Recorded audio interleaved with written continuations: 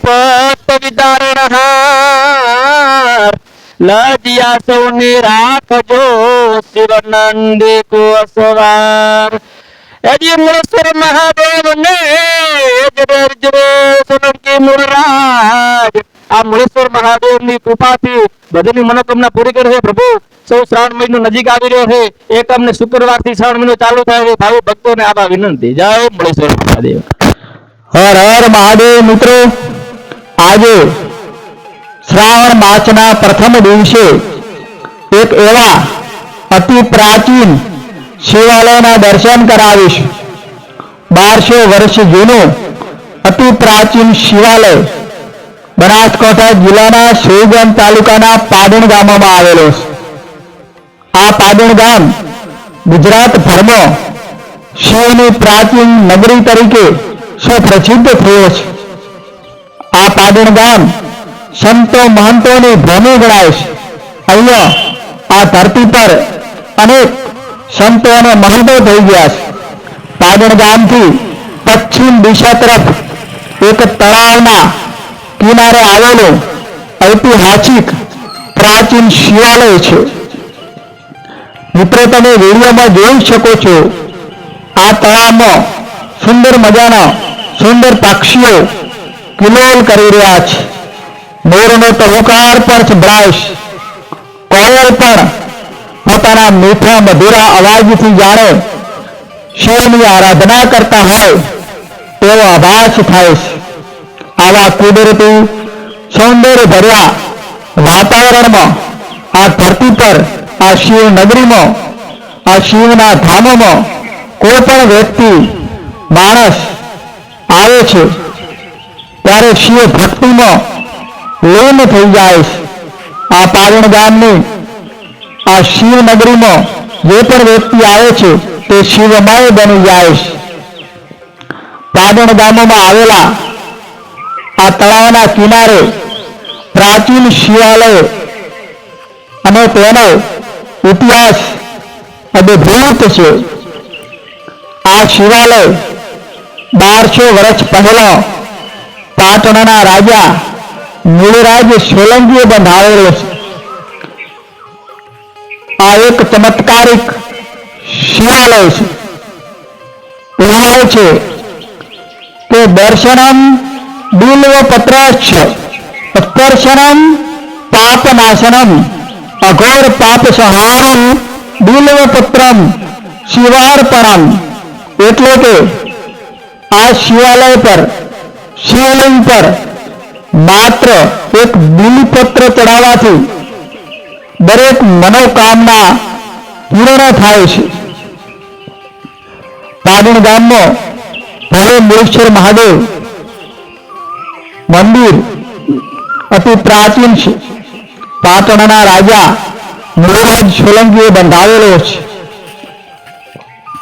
આ મંદિરનો ઇતિહાસ એવો છે તે વખતેના સમયમાં પાટણના રાજા મૂળરાજ સોલંકીને કચ્છના લાખા ફુલાણી સામે યુદ્ધમાં 6 વખત હાર થાય છે અને નિષ્ફળતા મળે છે અનેક વખત પ્રયાસો કરવા છતાં સફળતા મળતી નથી ત્યારે મૂળરાજ સોલંકીને એક પંડિત જણાવે છે કે જો કોઈ અપૂજિત શિવલિંગની પ્રથમ પૂજન મૂળરાજના હાથે થાય તો યુદ્ધમાં સફળતા મળી શકે છે મૂળરાજ સોલંકીએ તેમના વિસ્તારના ગામોમાં તેમના તાબા હેઠળના ગામોમાં લોકોને જાણ કરાવી કે ક્યાંય પણ તમને અપૂજિત શિવલિંગ હોય શિવલિંગ મળે તો દરબારમાં જાણ કરવી ત્યારે આ પાદણ ગામમાં એક જંગલ વિસ્તારમાં ગાયો ચરાવતા એક વ્યક્તિની નજર જમીન પર દૂધની ધારાઓ વહાવતી ગાય પર પડે છે જમીન પર દૂધની ધારાઓ વહાવતી ગાયની જાણ ગામમાં કરે છે અને પાદણ ગામના લોકો રાજા મૂળરાજને જાણ કરે છે ત્યારબાદ મૂળરાજ પાદણ ગામમાં આવી દૂધની ધારાઓ વહાવતી જે જગ્યા હતી તે જગ્યા પર ખોદકામ કરાવે છે. ખોદકામ કરાવતા એક મોટું શિવલિંગ નીકળે છે. ત્યારબાદ આ શિવલિંગની મૂળરાજ સોલંકી પૂજા અર્ચના કરે છે અને શિવની આરાધના કરે છે અને શિવના આશીર્વાદ મેળવે છે. આ જગ્યા જ્યાં ગાયની દૂધની ધારાઓ વહેતી હતી, જ્યાં શિવલિંગ નીકળ્યું હતો, તે જગ્યા દુધેશ્વર મહાદેવના નામથી ઓળખાય છે. આ મંદિર દુધેશ્વર મહાદેવના નામથી અત્યારે લોકો તેને ઓળખે છે. આ શિવની આરાધના કર્યા બાદ, શિવના આશીર્વાદ મેળવ્યા બાદ પાટણના રાજા મૂળરાજ સોલંકીને 7મા પ્રયત્ને કચ્છના લાખા ફુલાણી સામે યુદ્ધમાં જીત મેળવે છે. જીત મળે છે. કચ્છના લાખા ફુલાણીને હરાવે છે અને જીત પછી આ જગ્યા પર અહીં પાટણમાં એક મોટું શિવાલય બંધાવે છે, મોટું મંદિર બંધાવે છે અને આ શિવાલયની સ્થાપના મૂળરાજ સોલંકી કરે છે. ત્યારે આ મંદિરનું નામ મૂળરાજના નામ પરથી મૂળેશ્વર મહાદેવ પડે છે. આ મંદિરનો એકવાર જીર્ણોદ્ધાર પણ થયેલો છે. આ મંદિરના શિખરની રચના ખૂબ જ અદ્ભુત છે. આ મંદિરની રચનામાં ગોંધાર શૈલીના દર્શન થાય છે. શિવના આશીર્વાદથી મૂળરાજ સોલંકીને સોંચોર મંડળની પણ જીત થાય છે અને તેમણે સોંચોર મંડળ પર જીત મેળવી હતી. પહેલા વાવથરાજ સુઈગામનો સમાવેશ અણહિલપુર પાટણમાં થતો હતો. મૂળરાજ સોલંકી આ શિવલિંગના દર્શન કરવા દર સોમવારે પાટણ આવતા હતા.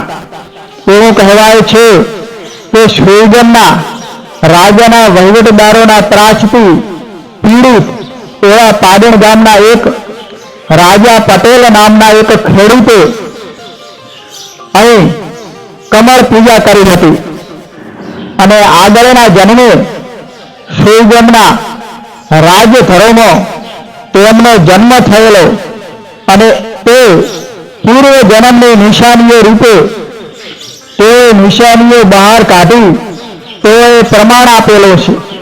જેઓ રાયસિંહજી ચૌહાણ તરીકે ઓળખાયા અને રાયસિંહજી ચૌહાણે આજીવન મૂળેશ્વર મહાદેવની પૂજા કરી હતી અને તે દર્શન કરવા દરરોજ પાટણ આવતા હતા. અહીંના લોકોના જણાવ્યા મુજબ મૂળેશ્વર મહાદેવના અનેક ચર્ચાઓ છે.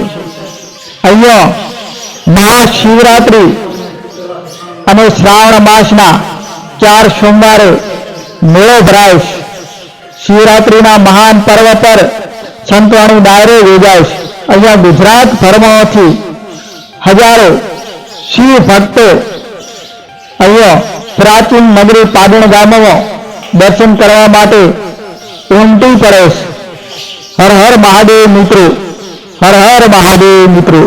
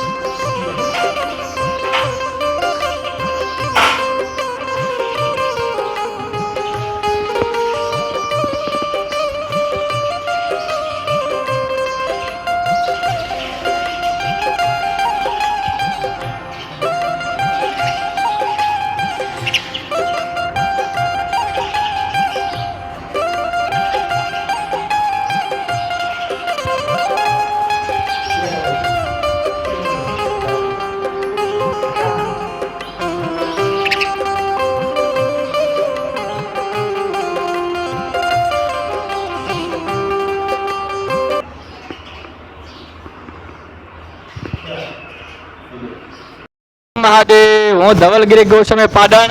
હું અહીંયા મુળેશ્વર મહાદેવની મંદિરનો પૂજારી છું. આ મુળેશ્વર મહાદેવ મંદિર અતિ પ્રાચીન છે. તે 1300 વર્ષ જૂનું છે. આ મંદિર પાટણના મુલ્લા સોલંકીએ 1250 વર્ષ પહેલા બંધાવેલું છે. મુલ્લા સોલંકીને કચ્છના લાખા ફુલાણી સામે 6 વખત યુદ્ધમાં હાથ હતા. ત્યારબાદ પાટણ ગામમાં અહીંયા જંગલ વિસ્તારમાં એક અપૂજિત શિવલિંગ મળી આવેલું છે, જ્યાં ગાયની જમીન પર તેની જાતે દૂધની ધારા થતી અને મુલ્લા સોલંકીએ જગ્યા પર ખોદકામ થતા અપોજિત શિવલિંગ મળી આવેલ છે. તે શિવલિંગ જગ્યા અત્યારે દુધેશ્વર મહાદેવ તરીકે ઓળખાય છે. તે શિવલિંગની મુલ્લા સોલંકીએ પૂજા યાચના કરતા ભગવાન શિવ પ્રસન્ન થયા અને લાખા ફુલાણી સામે 7મી વખત યુદ્ધમાં મુલ્લા સોલંકીનો વિજય થયો અને તેમણે આ જગ્યા પર મોટું મંદિર બંધાવ્યો. એ શિવલિંગની પ્રતિષ્ઠા કરી અને મુલ્લા સોલંકીના નામ પરથી મુળેશ્વર મહાદેવ નામ આપ્યું. અહીંયા મહાશિવરાત્રી અને શ્રાવણ માસમાં 4 સોમવારે મેળો ભરાય છે અને ભાવિ ભક્તોને મુળેશ્વર મહાદેવના સાનિધ્યમાં એકમ ને શુક્રવારના શ્રાવણ મહિનો ચાલુ થાય છે. ભાવભર્યું આમંત્રણ છે. બોલ્યો મુળેશ્વર મહાદેવની જય. શિવ સમાન કોઈ દાતા નહીં ને વિપત વિદારણ. તમે લજ્યા સૌની રાખજો શિવ નંદે કો સવાર. બોલ્યો મુળેશ્વર મહાદેવની જય.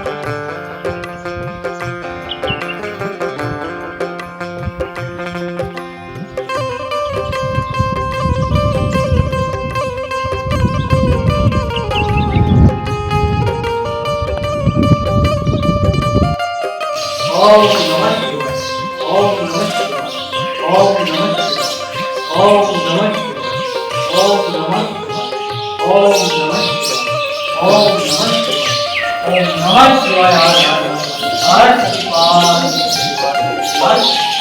ओम ओम